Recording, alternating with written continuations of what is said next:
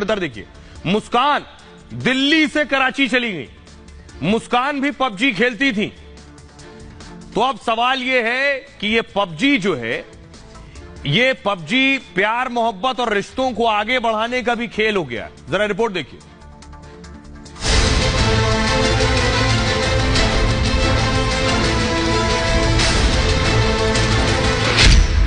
सीमा PUBG खेलते खेलते कराची से नोएडा आ गई और मुस्कान पबजी खेलते हुए दिल्ली से कराची पहुंच गई।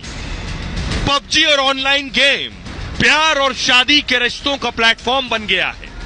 मुस्कान फैजान के लिए भारत से पाकिस्तान गई और फैजान से शादी कर ली। भारत में सीमा अवैध तरीके से घुसी, इसलिए हंगामा बरपा है। लेकिन मुस्कान फैजान से शादी के लिए वैध तरीके से पाकिस्तान गई है। ये मोहब्बत की शादी